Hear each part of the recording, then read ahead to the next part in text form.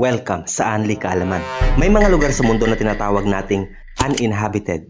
Mga lugar na malayo sa normal na tinitirahan ng mga tao dahil sa matinding kondisyon ng klima o sa kahit na ano pa mang dahilan na hindi pwede o hindi kaya ng tao na manirahan sa mga lugar na ito.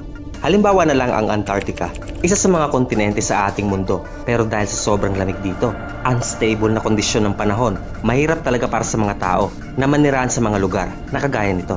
Pero hindi ibig sabihin na porket uninhabited ang isang lugar, hindi na natin ito napupuntahan. Halimbawa ang Snake Island sa Brazil na walang permanenteng nakatira na mga tao dahil sa mga nakamamatay na residente ng isla na mga ahas. Pinupuntahan pa rin ito ng mga tao o ng mga eksperto at scientist para sa mga scientific experiment. Bukod sa mga eksperimento ng mga scientist, may isa pang dahilan ng mga tao para pumunta sa mga uri ng lugar na ito at yun ay para mag-extract ng resources na sa madaling salita ay para gumawa ng pera. Money. Tama, pera. At kahit sinong tao ay handang pumunta sa isang lugar kung may malaking posibilidad na makakakuha sila doon ng kahit na ano para kumita ng pera. At narito ang Macquarie Island, isang lugar na nadiskubre taong 1810. Isang isla sa pagitan ng New Zealand at ng Antarctica. Ang kondisyon ng panahon dito ay hindi kaaya-aya para sa mga tao. Kaya naman, magmula nang madiskubre ang isla, walang permanenteng residente ang nagsettle dito. Pero may ilang nagbabalak. Ilan sa mga grupo na nais magsettle sa lugar ay mga seal hunter. Dahil ang islang ito ay pinamumugaran ng libu-libong seals noong mga panahong iyon. Ayon sa data, taong 1800, nasa 200,000 pirasong seal ang hinuli at nabenta galing sa islang ito. At dahil popular ang balat ng seal noong araw, sino nga namang makakapigil sa mga taong ito na nais lamang maghanap buhay? At kahit pa sabihin nating mahirap maghunting ng mga seal sa islang ito, ang pera na maaari nilang mauwi sa pamilya nila ay isang malaking dahilan kung bakit pupunta pa rin sila. Karamihan sa mga hunter na pumupunta sa islang ito ay syempre mga European. Dahil sa mga panahong yon, mahilig silang maglayag sa buong mundo para dumiskubre ng bagong isla at angkinin ng mga ito. Taong 1919, ayon sa data, ang bilang ng seal sa islang ito ay halos paubos na. Bukod sa mga seals, ang mga penguin ay muntik na ring maubos. Mga seabird ba kamo? Pues wala pang nag-iisip tungkol sa kalikasan noon, kaya lahat ay hinuhuli at binabaril. Yun nga lang, hindi pumunta ang mga hunters sa isla nang sila-sila lang. Pues, yun din ang akala nila. Ang mga ships o barko na ginagamit nila ay may mga hindi inaasahang pasahero gaya ng daga na siya namang nagustuhan din ng husto ang isla at nagdala ng mas malaking problema hanggang sa hinaharap. May mga ibon sa islang ito at wala ding natural predator para pigilan ang mga gutom na daga. At dahil sa problema na dulot ng mga daga sa isla, nagdala ang mga tao ng iba't ibang hayop na akala nila ay pipigil sa mga dagang ito, pero lalong pumangit o lalo lang lumala ang sitwasyon. Sisimulan natin sa sitwasyon ng Macquarie Island. Ang islang ito ay may sariling ecosystem na malayo sa kahit na anong bahagi ng mundo dahil isla sila sa gitna ng malawak na dagat. Ang mga isla na kagaya nito ay nag-evolve ng mag-isa sa loob ng mahabang panahon. Ang mga isla na kagaya nito na nag-evolve ng mag-isa sa loob ng mahabang panahon ay tinatawag na isolated ecosystem. Merong mga prey at meron din namang mga predators sa mga isla na kagaya nito. Pero syempre, alam ng mga hayop doon kung paano o kahit papaano kontrahin ang mga predator nila sa lugar. Ang halimbawa dito ay ang mga petrol. Hindi yan gasolina ha, ibon yan. Kadalasan palipad-lipad lang sila sa umaga, tapos sa gabi saka lang sila bababa sa isla para mangitlog sa mga hukay sa ilalim ng lupa para hindi makain ng ibang uri ng ibon ang kanilang itlog. Isang magandang strategy kung iisipin, pero dahil nga may daga na sa isla, hindi na maganda ang strategy na ito. Ang mga daga ay peste kung ituring nating mga tao, pero kadalasan hindi natin alam kung gaano sila kapeste para sa ibang hayop. Ang mga daga ay palaging sumasama sa mga barko ng mga tao, kaya naman mabilis silang kumakalat sa iba't ibang bahagi ng mundo, kahit pa sa mga isla. Kilala rin ang mga daga na matitibay o mabilis maka-adapt sa mga lugar, dahilan kung bakit mahirap talaga silang ubusin. Ang mga seabird gaya ng petrol ay napaka-vulnerable sa mga hayop na ito. Ang mga daga ay kakain ng mga inakay na ibon, kakain ng itlog, at in some cases, kayang-kaya din nilang pumatay ng mga mature na ibon.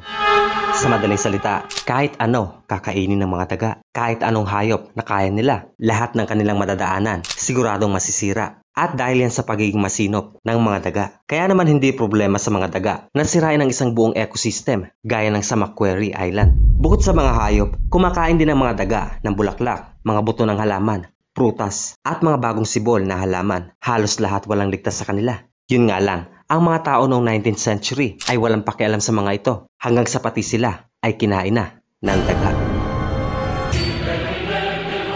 Biro lang, hanggang sa pati sila ay binulabog na ng mga daga. Gago!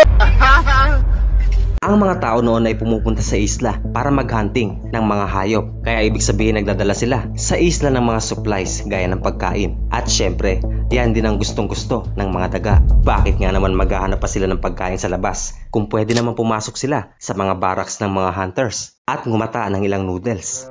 Kahit na ang isla ng Macquarie ay uninhabited, meron pa ring mga gusali at bahay dito na tinutuluyan ng mga mangangaso. At dahil naging parte ito ng Tasmania na isang state ng Australia, meron ding research facility ang bansang Australia sa islang ito. Nasa northern bahagi ng isla. Well, ang point natin dito ay nanginginain na ang mga daga ng mga supplies ng tao at kailangan nilang gumawa ng paraan. At sino pa nga bang mahusay na pamatay sa daga kundi ang mga pusa? Dinala ng mga tao ang mga pusa para bantayan ang kanilang mga gamit at supplies sa mga peste ng isla. Pero ayon sa ilang kwento, walang nagdala ng pusa sa isla nang sinasadya. Nakasabay lang din sila sa mga barko at nagparami sa isla. Pero ang importante, dumating ang mga pusa sa islang ito. Matapos ang 60 taon, sumunod naman ang mga rabbit. Dumating ang mga rabbit sa isla dahil wala lang, nilagay lang ng mga tao.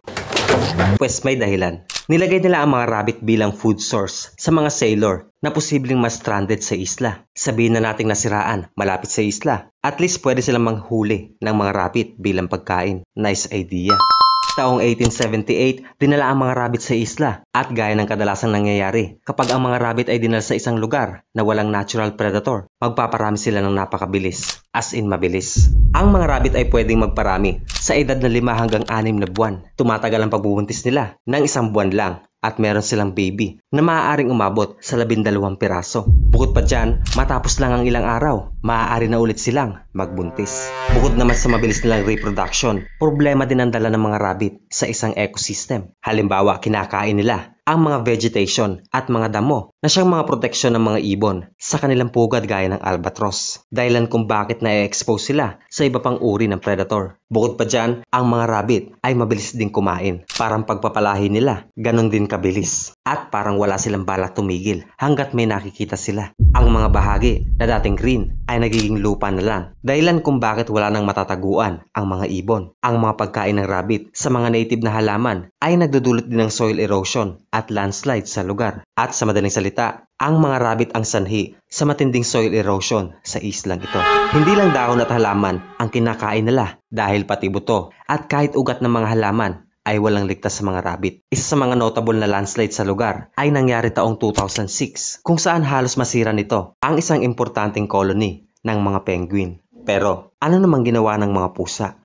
Nung una, hinahanting ng mga pusa ang mga daga. Pero dahil dinala ng mga tao ang mga rabbit, mas nag-focus sila dito. Mas malaki at mas mabilis hulihin, sabi ng mga pusa. At dahil sa masarap na pagkain ng mga pusa, mabilis na dumami ang kanilang populasyon sa islang ito. Subalit, hindi naman bumaba ang bilang ng mga rabbit. Dahil sa dami ng problema sa isla, taong 1968, nagdala ng virus ang otoridad para lasunin ang mga rabbit, ang Myxoma virus.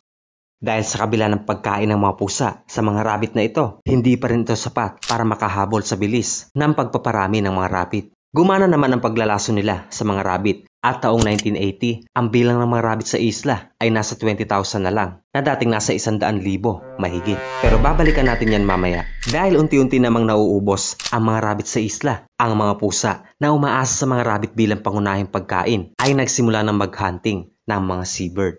Pues, hindi pihikan ng mga pusa at kung wala na silang mahuling rabbit, bakit nga naman hindi sila kumain ng ibon? Magaling din naman silang manghuli ng mga lumilipad na pagkain. Sa suma total, umaabot ng 60,000 ibon ang kinakain ng mga pusa sa islang ito kada taon. Sa madaling salita, lahat ng pinasok nila na hayop sa isla ay nagdulot lang ng malaking problema para sa mga local wildlife sa islang ito. Mga problema na nagdulot ng extinction sa ilang uri ng ibon. Sa kabuuan, nasa 10 uri ng seabird sa islang ito ang unti-unti nang nabura sa ating mundo. Taong 1950, nag-alala na ang mga scientists na maaaring mamatay ang buong ecosystem sa isla kapag walang nagbigay pansin o gumawa ng aksyon sa lugar na ito. Marami na silang sinubukang paraan na halos palaging nabibigo. Halimbawa taong 1985, gumawa sila ng paraan para ubusin naman ang mga pusa. Anong ginawa nila? Pinagbabaril. Buwan ng June taong 2000, nasa halos 2,500 na pusa ang napatay nila. Lahat ng yan ay para iligtas ang populasyon ng mga seabird. Pero dahil sa pagbaba ng bilang ng mga pusa na kumakain ng mga rabbit, pues hulaan niyo ulit. Mga rabbit naman ulit ang dahan-dahang dumadami. Taong 2000, ang mga rabbit ay responsable sa pagkasira ng 40% ng vegetation sa isla na nagdulot ng ecological problem na mas malala pa sa problema sa mga pusa. Kinakain ng rabbit ang lahat at ayon sa data, sa panahon ng peak ng populasyon nila, sa islang ito, umabot sila sa bilang na 300,000 piraso. Bukod pa dyan ang hindi mabilang ng mga daga dahil wala ng pusa na pumapatay sa kanila. Ngayon, lito na sila sa gagawin nila. Inalis nila ang pusa, bumalik ang problema sa mga rabbit at daga. Pues mas malala ang dalang problema ng mga rabbit dahil kita naman sa mga larawan na ibang-iba na ang itsura ng isla kung ikukumpara ito sa dati nitong anyo. Halos maubos na ang vegetation sa mga gilid ng dagat at napapalitan ito ng damo na hindi suitable para sa mga ibon na gawing taguan laban sa mga predator dahil hindi na nila mawari ang gagawin sa isla. Ayon sa mga eksperto, ang susunod nilang gagawin na walang malinaw na vision at plano, may malaking chance na ito ang magdadala sa complete destruction ng ecosystem sa isla. Para kasing magkakakonekta ang mga hayop at invasive species sa islang ito. Galawin mo ang isa at may mangyayaring hindi maganda. Sa madaling salita, kailangan nila ng solid na solusyon sa problema. At ano pa nga bang mas solid sa pag-ubos sa lahat ng invasive species na nakarating sa islang ito. Ang isla ng Macquarie ay isang wildlife sanctuary ng State of Tasmania. Nagsimula ito taong 1933 at sa mga taong ito, ang mga seals at penguin ay halos paubos na. Taong 1972, naging state reserve ang islang ito at taong 1997, dinagdag ito sa UNESCO World Heritage List dahil sa kakaiba nitong geological features. Ngayon alam mo na kung gaano kaimportante ang islang ito. June 4, 2007, ayon sa gobyerno ng Australia at Tasmania, popondohan nila ang pag-ubos sa mga peste sa isla. Yan ang daga at rabbit. At ang approved na plano ay nagkakahalaga lang naman ng 15 milyong US dollar. Napakalaking halaga. Ayon naman sa estimate, taong 2007, nasa 130,000 ang bilang ng rabbit, 36,000 ang bilang ng black rats, at 103,000 ang bilang ng wild mice. Nakasalukuyang nasa isla ng Macquarie. Sadyang maraming kailangan trabahuhin, kaya malaki din ang pondo. Ang eradication program na ito ay hindi lang isang uri ng pag-atake. Narito ang mga ginawa ng otoridad para ubusin ang mga peste sa islang ito. Pamamaril, paglalagay ng pain ng mano-mano, at paglalagay ng pain galing sa helicopter, paggamit ng mga hunting dogs, at syempre, ang paggamit ng isang uri ng virus, ang Kalisi virus. Nagsimula sila sa programang ito taong 2007 at inabot ng halos 3 taon. Ang unang pain na ginamit nila ay mga carrots para sa mga rabbit na binabad sa lason at kinalat nila ito sa mga bahagi kung saan nag-iipon-ipon ang mga rabbit na ito. Pangalawa, gumamit din sila ng mga pellet na pwede sa rabbit at pwede rin sa mga daga. Pangatlo, narito ang container kung saan nilalagay nila ang mga pain at yan yung pellet na pagkain nasa loob ng container. Dadalhin ito ng helicopter at ilalaglag nila ito sa buong isla. Sa unang araw, nasa 300 toneladang pain ang hinulog ng mga eksperto sa buong isla na siyang nagdulot ng kamatayan sa karamihan ng rabbit at mga daga. May mga seabird din na nasawi sa proseso pero hindi naman karamihan dahil tinatapat nila ng winter ang pagkakalat ng mga lasong pellet na kung saan ang mga seabird ay nagmamigrate at umaalis sa isla. Ngayon oras na para sa Kalisi virus. Isang virus na nagdudulot ng hemorrhagic disease sa mga rabbit. Matapos malason ng mga rabbit, papakawalan na nila ang mga tracking dogs para kuhanin ang mga nangihina at mga namatay na rabbit. Inaasa ng mga eksperto na ang paglalasong ito ay aabutin din ng halos 3 taon pero 7 buwan pa lamang. Sa taong 2012, halos tapos na ang programa. Lumalabas na ang Kalisi virus ay napaka-epektibo panlaban sa mga rabbit. Sa loob ng 7 buwan, ang mga project team ay walang humpay sa pagkolekta ng mga bangkay ng rabbit para i-dispose ang mga ito dahil sa lason. Baka kasi malason pa ang ibang hayop. Patuloy din ang pamamaril nila, paglalason sa mga hukay o pugad ng mga rabbit sa lupa. At syempre, lagi nilang partner ang mga aso sa kahit na anong oras. Malaki ang naging papel ng mga aso sa proyektong ito dahil hindi madali para sa mga tao ang maghunting sa mga ganitong uri ng lugar. Kahit nga tao, nahihirapan dito. Dahilan kung bakit piling mga aso lang ang ginamit nila. Mga lahi na kayang tumagal sa lamig at tinetraining pa nila ang mga ito para hindi sila ma-distract sa mga lokal na hayop sa isla gaya ng seal at penguin. Taong 2013, ilang tao na lang at 3 aso ang umiikot sa isla para tignan kung meron pang mga rabbit sa mga butas. At taong 2014, dineklara na ng gobyerno na tagumpay ang pag-ubos nila sa mga peste sa isla. Mula April 8 taong 2014, ang isla ng Macquarie ay dineklara na pest-free matapos ang 7 taon na conservation effort ng Tasmania at bansang Australia. Magmula din sa araw na iyon, ang Macquarie Island ay nananatiling malinis hanggang sa araw na ito. Taong 2024, ayon sa report, ang Macquarie Island ay wala ng peste sa loob ng 10 taon at ang vegetation sa islang ito unti-unti nang gumaganda, nakaka-recover. Dahil sa tindi ng naging consequence ng mga pangyayari, patuloy na pinapangalagaan ng islang ito. Halimbawa sa ngayon, may mga aso pa rin ang nagtatrabaho sa isla at tuwing may pupunta sa isla. Halimbawa, turista, mga aso din ang nagche-check sa mga bagahe. Ayaw na nilang hayaan na may makapuslit na maliit na daga sa mga kargo o kahit pabagahin ng mga pupunta dahil alam natin kung saan ito maaaring mauwi. 3 invasive species ang matagumpay na na-eradicate sa islang ito. Isang malaking tagumpay para sa mga tao, lalong-lalo na sa mga native na hayop na nakatira sa isla ng Macquarie. Dahil hindi man natin ramdam bilang mga tao na malayo sa islang ito, hindi natin maikakaila na malaki ang papel ng isla at ng mga hayop dito ang ginagampanan nila sa ating mundo. Maraming salamat sa panonood at may utang ka. Isang like lang. Kita kits.